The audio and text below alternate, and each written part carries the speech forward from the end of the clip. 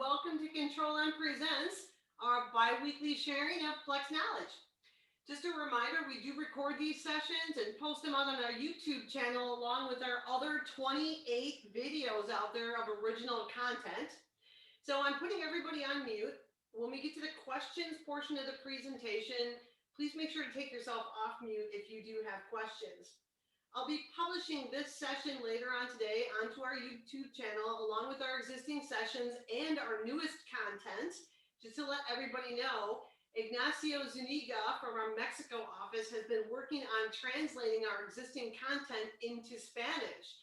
So if you have got someone on your team who speaks Spanish, have them go check out our new YouTube channel. Jill Baton has been working hard to create a new section on our channel, totally in Espanol. We'll talk about that a little bit more later on in the presentation. Speaking of which, today we're joined by one of our newest team members, Rebecca Schmidt, who's going to talk to you all about gauge control. So Rebecca, without any further ado, please introduce yourself to the group here and take it away. Thanks, Patty. Good afternoon, everyone. My name is Rebecca Schmidt. I'm with Control+M Solutions. I have about 9 years of Plex experience, which consists of Plex implementations, optimizations, and single module implementations. Today, I'm here to talk to everyone about the Gauge Control module in Plex. I find this is a very powerful module and underutilized in many companies. Most customers don't know this exists in Plex, and they continue to use a third-party software for gauge control. Sometimes eventually they will try to integrate that with Plex, not knowing the existing functionality right within what they currently have. To jump right in, we are going to start with what are gauges in Plex. A gauge is a measurement device such as a ruler, caliper, micrometer, test blocks, or custom designed equipment used for measuring. And of course, there's always the huge controversy with how it's spelled. Having traveled around the world, overseas companies tend to mandate the G-A-U-G-E spelling, while the US typically tends to follow the G-A-G-E spelling. Why do people use it? The gauge control system is used to track and organize your company's gauges. This module contains the ability to maintain a fully functional gauge list, enables unique identifications of each gauge, including gauge barcode labels, gauge records, and in-depth gauge history, access to DCS if there is a need to attach certifications, instructions, etc., fully track and execute gauge studies, storage of calibration measurements, which encompasses standards, actuals, and any adjustments made to the gauge repeatability and reproducibility, gauge R&R studies, and finally, automatic email reminders, which everyone loves. This will send out emails to the specified users when calibrations or gauge studies need to be completed or are past due. What is the benefit? If this is something already included in what your company has purchased, then there is a cost savings between a third-party software and potential integration, since this is already right in Plex. And then audit time. All gauge records are right in one place, so this makes audits a breeze. How to know if you own the gauge module. This is going to be for classic only. You can search in the VisionPlex screen list for anything pertaining to gauges or the gauge module. If it shows in red, that means it is not available or not a part of what you have purchased with Plex. If it shows not in red, then it is a module you currently own. And then both in Classic and UX, you can check the Settings Manager under the module of Gauge Control. Your company will only be able to see settings for modules that are active. And be sure that if you try to menu search for this module, the glossarization could be G-A-U-G-E or G-A-G-E. So be sure to check both. Next, we are going to go into a live demo. First, I will be completing the demo in Classic and then in UX. We will be adding in a gauge, performing a gauge study, and then performing a gauge calibration.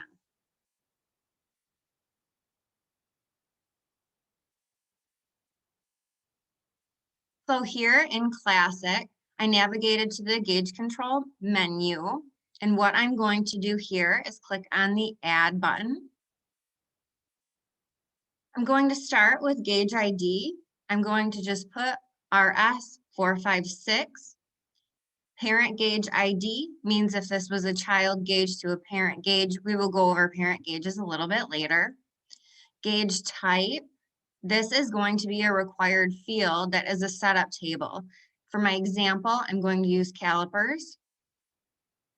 Note that there is an active flag on the record and a gauge status for the status of the actual gauge, not just for the record. So this active flag is just for this gauge record here, not the actual status of the gauge. And then we have brand, which is also a setup table. I'm going to use the fourth one down.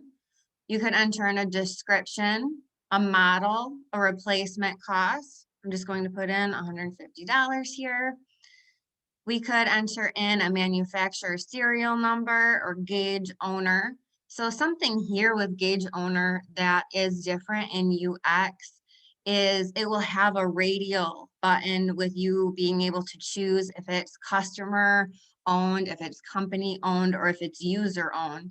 Something that's a bit different here in Classic is if you click on those binoculars, we have company and customer at the top. And then we would be able to select someone's name down below. So it's kind of all combined in Classic, but in UX, it's split out a little bit differently. And then master gauge here, we'll get into just a little bit later also. That's one of those optional items. And then next we have our status section. So what we would do here is we would set the status of the gauge. Right now, I'm just going to use active. We could set in a location, and that is going to pull from the inventory locations from the location list.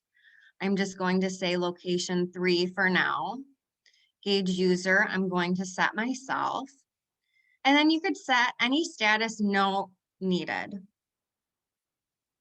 Next, we have the calibration setup and the study setup areas. And these are going to determine when the next calibration and the next study required will be triggered. So what we're going to do here for the calibration frequency, we'll leave this as the 365 days. We're not going to link it to a calibration group. Calibration measurements, the test points, this will become a link as soon as you initially add in the gauge. And then if you had a supplier, say you send out your gauges for calibrations or for studies, you could link that supplier that it gets sent out to right in this area. And then if there were any special calibration instructions. So then for the study setup, basically the same. I'm going to just put 365 days for my gauge study frequency. If there were any operation instructions specific to that study. And then for the dates down here, last calibration date, I'm just going to use 3/12/2020 for both of these. So we'll see how it triggers in the next screen. So what I'm going to do here is click add. It tells me that my gauge has been successfully added. I'm going to back out because I need to add in that calibration test point. So here is the gauge that I've added.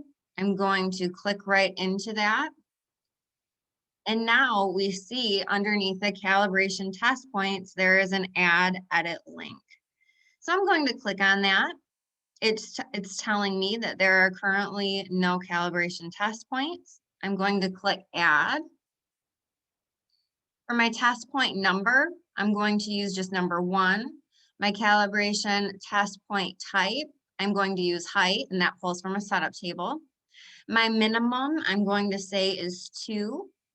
Maximum, I'm saying is 2.5. Unit, I'm going to use millimeters. And then we could make it active, inactive, description, or decimal precision. So I'm going to click add. Here is my calibration test point. And also note that the upload function is available for adding in calibration test points. So now I'm going to go back and I'm going to perform a gauge study. So before we get into performing the gauge study, I want to talk a little bit about what is a gauge study. A gauge study is a specifically designed experiment that identifies components of variation and accuracy in measurement. There are different variations, including GRR, measures the amount of variability of the gauge itself. Multiple measurements of the varied size samples are measured by several users. Intention here is to measure repeatability and reproducibility. BIAS measures the accuracy through multiple measurements of samples in different sizes. The difference between the median of the measurements and the actual measurement of the sample is the bias value. Next, we have linearity, and this measures the accuracy through multiple measurements or positions of the same sample. And finally, stability. And stability measures the accuracy through multiple measurements of the same sample at different points in time. So in Classic, to perform a gauge study, you will notice at the top we have two white links. We're going to click on the gauge study link. And here it's going to pull all of the gauge studies that are overdue. If you ever try to add in or perform a gauge study or calibration and you notice that you're not seeing what you need to, this due days filter right here, we just want to wipe that out. So we'll do that. We'll hit search. And then we're going to see any additional studies or calibrations that might need to be performed. So here I have my gauge ID of my RS456. And over on the far right, we have the study link. So we're going to click on that study link. And then here in the gauge log record screen, you will notice this is the same screen when starting calibrations. But for now, let's just select the gauge study. And when you're ready, we'll just click next. But something important to note here is you could enter in a PO number and a return date. And this goes hand in hand with what I was mentioning earlier with if you send out your gauge for a study or for a calibration. So we're not going to do that. We're just going to do a standard study, say we're doing this in-house. So we make sure gauge study is selected here. The record date is going to be today's date, and I'm going to say next. Here you will see all the variations that I described earlier, the GRR, the BIAS, linearity, and stability. So what you can do here is select what studies you want to complete on your gauge. For this example, I'm just going to select the GRR. And we're going to have 2 trials, 2 operators, and I'm just going to change this to 3 samples and click next.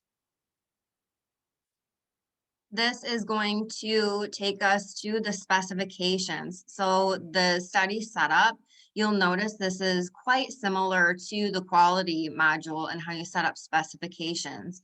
So what we have here, we have a tolerance type, we could have attribute, one-sided, anything needed there. We could do a specification description. I'm just going to use height for now.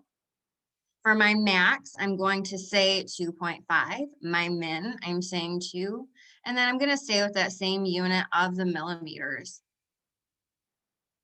At the bottom, we do have a section for relative measurements. If you needed to measure based on relative measurements, that is an option. So here at the top, I'm going to click next. And then here we would be able to fill in our measurements. The actual is going to be the actual measurement. As left is going to be after any measurements have been made. And then we have, after any adjustments have been made, we would put an adjustment note in there. So for my actual here, I'm just going to enter in 2, and then I'm going to say next. This is going to be asking me for my sample measurement. So here I'm going to enter 2, 1, and 0.5. And then it's going to ask for the operators. So what we had put in for our testing was that we were going to have 2 operators. The first operator I'm going to set as myself. And then the second operator I'm going to set as Patty. And then click next. And then this is going to be the actual trials that we have. So what I'm going to use here is 2 for my first sample, 1, and then my 0.5. And click next to go to my second trial. Here I'm going to use 2, 1, and 0.5 again. And then this is going to take us onto Patty's trial. So here we're going to put 2. I'm going to put 1.5, so there's some variation. And then I'm going to use 0.5. Next to our second trial for Patty, I'm going to use 2, 1, and the 0.5. And click next. So here what we can see are the gauge study results. This is showing any kind of variation, the repeatability, the reproducibility, and it's telling us that our levels are acceptable. So what you could do from here is you could print this page or you could just say done. So we're just going to say done. And then this takes us back to the Gauge Study Manager. Next, we are going to perform a gauge calibration. So what I'm going to do here is click on the calibration white link at the top.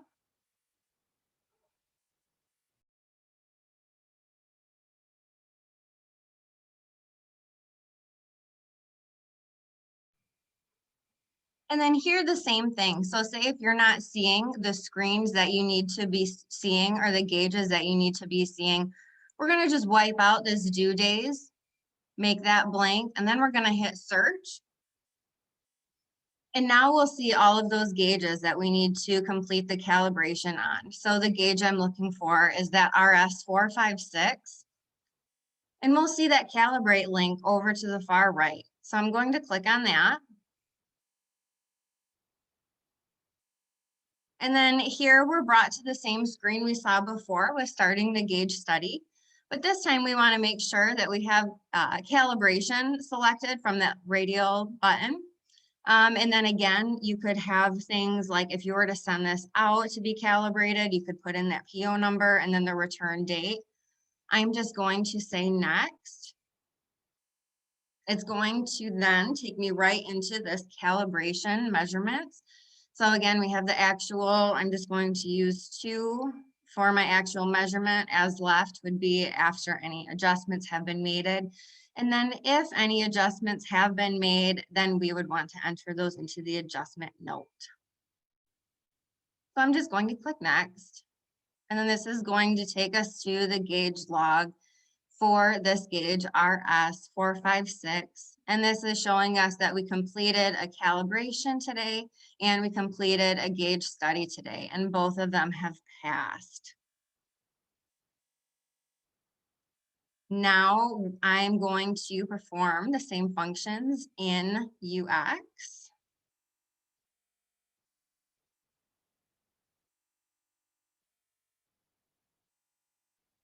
So here in UX, what I've done is I have navigated to the Gauge Control screen. We see this gauge of RS456. This has pulled through from Classic. This is the one that I've just added. And UX is going to be a little bit different. So if we click right into that gauge, we'll notice at the top we have a few different options. We have the copy, delete, and then the main one that we're going to want to use is this gauge log calibrations and GRR studies. So from this button, we will be able to complete the calibration and the study right from in the gauge details. So I'm going to click on that. it's showing us the calibration and the study that we completed earlier, but I want to complete another one. So I'm going to select this Add Gauge Calibration Study. So this is a bit similar to what we saw before, but just a little bit of a different look. It's asking what kind of type we want. So we could say calibration, study, repair, move, just like we had on the other screen. So I'm going to say a gauge study. We could put in a description, a PO number if we were sending it out. And one main thing in UX that's different from Classic is the next button is up here. It is a bit hidden just because when you first add this in, your first instinct, if you're like me, is going to be to go down here and click OK. So if you do that, it will take you out of the gauge calibration or the gauge study that you were trying to start. So it's important to go up here and to try to remember to click this next. So again, here we have our different trials that we could complete. I'm just going to stick with my GRR, my 2 trials, 2 operators, and my 3 samples. And again, we want to click that next button here at the top.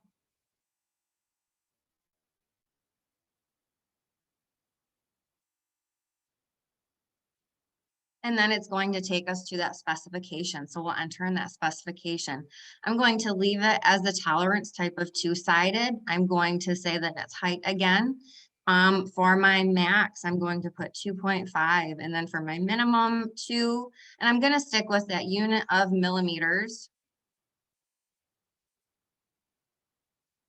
And we have the section over to the right that could be used for relative measurements, but we're not going to use that for now. So we'll click next.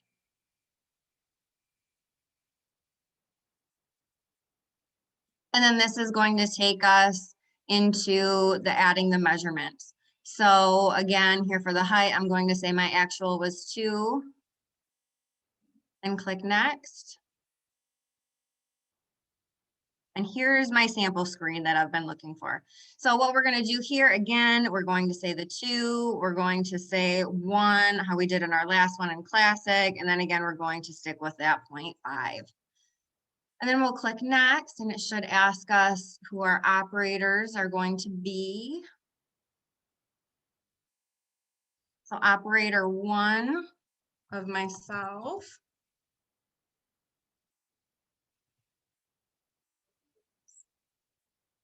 Operator 2 of Patty, and then click next. And here is our first trial. So I'm going to put 2 for sample 1. I'm going to show you guys quite a bit of variation. So I'm just going to use numbers that are kind of incorrect. I'm going to click next to get to my second one. Again, I'm just going to use 2 for all of them. And then we'll go to Patty's trial. I'm going to just use 1 and then 0.5, get some variation in there.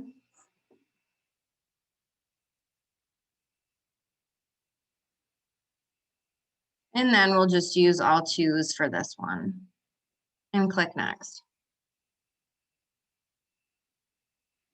So what we have here is similar to that report in Classic that showed us the different variations that we have. And from the numbers that I entered in here, it's telling us that this one was unacceptable. There was too much variation, but I did that on purpose just so you could see the difference. So again, you could print here or click done. I'm just going to say done. And there's our gauge study we just finished. The next one I'm going to do is going to be the calibration. So again, let me go back. I kind of clicked on that a little bit fast. We're back to this screen where it says add gauge calibration or study. So I'm just going to click on that. This is again still within that gauge. And then here I'm going to click on the calibration because we want to do the calibration. We already did the study. I'll say next. It's going to ask us for our 1 measurement. I'm going to say 2. There were no adjustments. And then click next. And there's our calibration.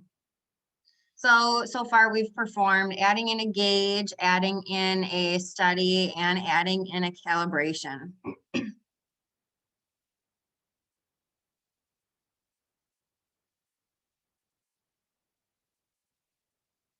Next, we have optional items. Here we have 3 topics we are going to discuss: assigning gauges to part specifications, parent gauges, and master gauges. To show you these, I'm going to go back into a UX live demo. And we're going to start with assigning gauges to part specifications.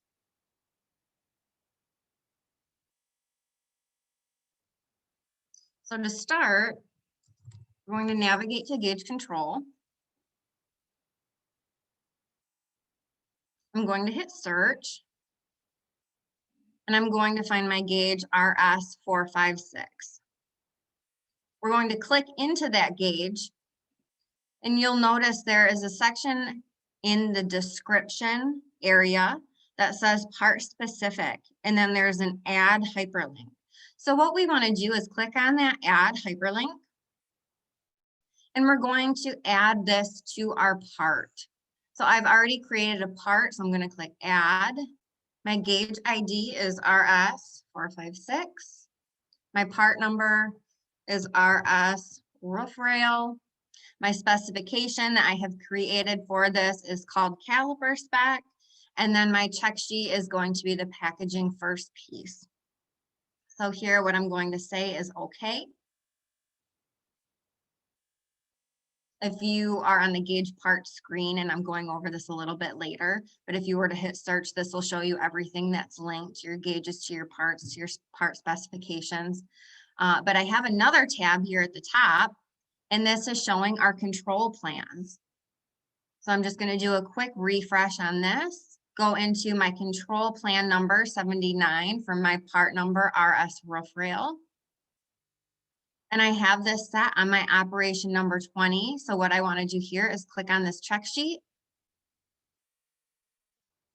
And this is exactly what the operators would see, this check sheet. So you'll see how it looks like any standard specification. We have our number, we have our specification of that caliper spec that I added, our target limits. And then this section here is what I just linked it to, was the gauge. So we have 2 different ones. I initially had set this up for like options. You could set if you wanted it to be one gauge or the other. So my RS123 or my RS456. And then you would enter this in just like any other check sheet. It just is going to be linked to that gauge. Next, we are going to go over parent gauges. So I want to back out to my main gauge control screen here. So parent gauges are used in the instance of a group or set of gauges. What is that main overall gauge? That is going to be the parent gauge. And any gauge that has already been added in, you can go into that gauge detail and set the parent gauge to what it needs to be. My example for this is going to be the RS123. And I've set the parent gauge on this to C4322A. So that's where it gets set. Something like a feature of what this does is if you highlight this line item here for gauge RS123, there is an option in the light blue action bar called parent gauge. So if you were to highlight your gauge, your child gauge, click on that parent gauge, it's going to take you right into that parent gauge.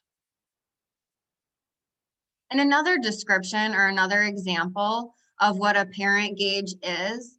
So let's say you have a large fixture gauge that does 5 or 6 go, no-go checks when you place a part in it. We'll presume it has its own calibration schedule, and you'll want to call it out on that check sheet as use gauge 123. Hence, it needs to be its own gauge. Within that fixture gauge, you may have a few individual dial indicators. Dial indicators could, in theory, have different calibration rules or parameters or time requirements, hence requiring their own gauge number to track it and manage it. So that's just a little bit extra of an explanation for what parent gauges are. Because then next we have master gauges. So I'm just going to click back into this gauge and show you where the master gauge section is, which is right here. So this is on the gauge list on the gauge details after the gauge has been initially added. Marking a gauge as a master means that the gauge is very accurate and is to be only used as a standard of reference for working gauges. So I'm going to back out here. We'll go back into new functions in UX. And these screens are in UX only. We have gauge drawings, gauge locations, and gauge parts. So if you menu search for these in UX, it will look like my screenshot here. So I'm going to go back to my live demo to show each of these three screens. So first, we're going to start with gauge drawings. I'm going to just do a menu search and click on gauge drawings right here. Do a wide open search. And then we'll see the one I have added called RS Roof Rail 1. So there is setup required to make this functionality work. There's a setup table called Gauge Drawing Status, along with that setting name must be turned on in order for the screen to function properly. Here you can list gauge drawing details along with adding or editing calibration test points, also adding and editing calibration master defaults. In my example here, I have gauge drawing number RS Roof Rail 1 with the drawing status of active and the gauge type of calipers. I have calibration test point types of height and length. And you can link this directly to the gauge. There is a setting called gauge drawing use, but note that this makes this a required field on the gauge detail itself. Next, we're going to go over gauge locations. So if I do a menu search, I'm going to find that gauge locations. I'll do a wide open search so we can see where all of our gauges are. And for my example, what I'm going to use is my RS123. We can see the current location is that inspection area, and say I want to move it. So what I'm going to do is click on this move checkbox over to the far right. And you'll notice once I do that, the move button in the light blue action bar becomes active, so we can click on it. So we'll do that, and it's going to prompt us asking where we want to move this to. We could move it to a job operation, or a location. For this example, I'm just going to move it to shipping and say, okay. And now we'll notice that the location of that gauge has moved. So what you would want to use this for is tracking where your physical gauge locations are on the plant floor, where your gauges are, kind of keep things organized, things like that. And then finally, we're going to go over gauge parts. So I'll do a menu search for gauge parts. Do a wide open search. And this was that screen I'd mentioned earlier we saw a little bit of. This just goes over what gauges have been associated to what part numbers. So in our example, we use both of these examples, RS1, 2, 3, and 4, 5, 6. But over here on the 4, 5, 6, we're linked to part number RS Roof Rail. This is our brand. This is our gauge type. And that's our specification along with the check sheet that it's linked to. So it's a good visual to see what gauges have been linked to what so far as parts and the quality portion of check sheet specifications along that line.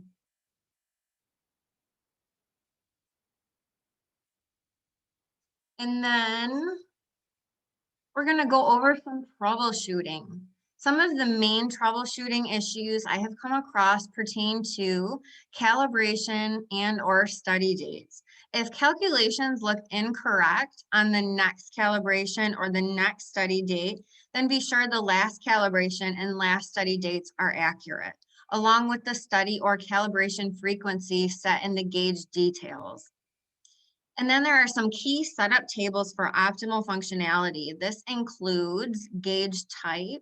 This is required and also has the ability to hold gauge type specific calibration instructions along with gauge operation instructions, gauge brand, the name of the gauge brand, and then gauge status. This is going to drive the status of the gauge. So we just went over a lot of information in the last 36 minutes. Does anyone have any questions? You did go over a lot, Rebecca. Good job. And just a Thanks. reminder to everyone, if you do have questions, you will need to unmute yourself because I did mute everyone when you jumped in. Rebecca, this is Albie Bell from Kuster. Is there a way to, when assigning a gauge to a part in a specification, is there a way to do that in mass or bulk? We have one gauge that gets used quite extensively on a same family of parts on the same type of measurement, but we probably have 250 parts where that gets used. Is there a bulk way to do that, or is that a slog through the doing it one at a time? That is a great question. It looks like, let me just go into here and see really quick. I don't see an upload on there, and I don't see an upload here. That doesn't mean it doesn't exist though. It could still be something like a setting that needs to turn on, that needs to be turned on. I could definitely look into that for you if you wanted to send me an email after this, and I can kind of see what kind of functionality could be possible as far as uploading or mass adding gauges, mass linking gauges to specifications, definitely. Awesome, thanks. Yeah, you're welcome. Thanks for the question. Any additional questions for Rebecca? Is there a place to be able to see what the pass-fail criteria is for the R&R?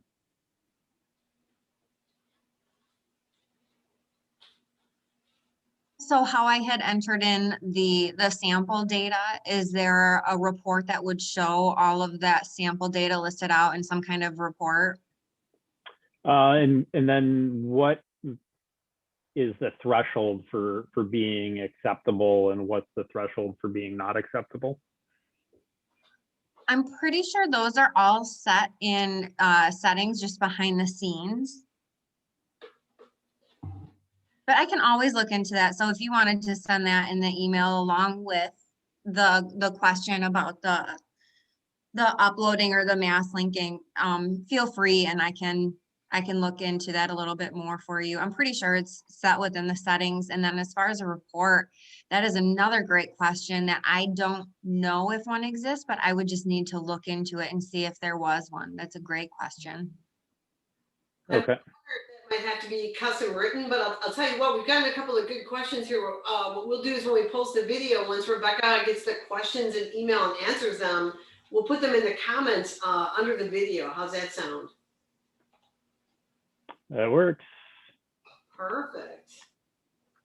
More questions for Rebecca? I have one question. We understand there is an variable attribute studies in the gauge control module. So is there any roadmap or anything planned from Plex to have something for an attribute studies? What exactly do you mean by that? Can you elaborate, please? When we say attribute studies, when a certain specifications has pass, fail criteria, and if we want to perform gauge R&R for specific attribute gauges. Mm-hmm. So how do we do that in Plex? So I understand we have only for the variable parameter which can be measured through different gauges. But when it comes to the attribute studies, I don't think we have something in Plex. Okay, yeah, let me that real quick.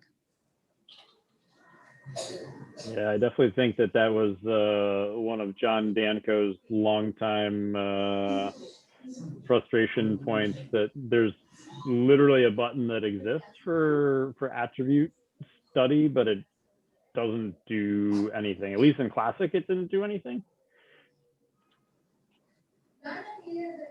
Let me just try adding this. I just think the rest of the team on these two, Rebecca, Kevin Pope said he does not see an upload button on Gauge parts. So I don't know if there is one on specifications, if there's an upload that would update specifications. Okay. If you got someone who's got some extra time this week, I can have them test it and we can put it on, in the comments here. So is this what you were referring to with your question, how there was the Yeah. option, but it didn't actually function? Exactly. Yep. So For the attribute tolerance, like, yep. I guess I didn't know this was an issue. I've always only ever used tolerance data. So I would need to follow up on that and see what their roadmap is in regards to Mhm.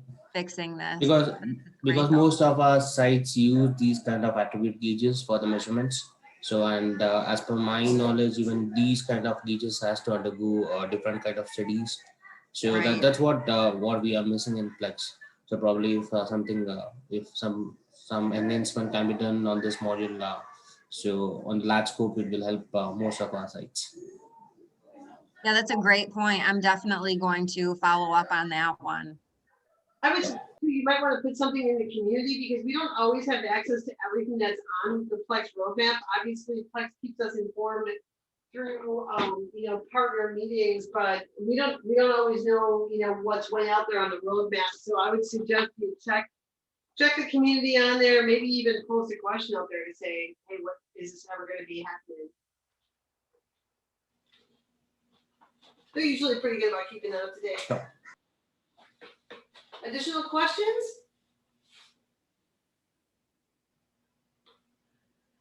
Kevin Pope just got back to me. He said there are 3 reports you might want to look at: the gauge log, calibrations, and GRR studies, wear trend analysis. So Rebecca, I think Kevin's going to be your guy for those reports. So. Oh, perfect. Thank you.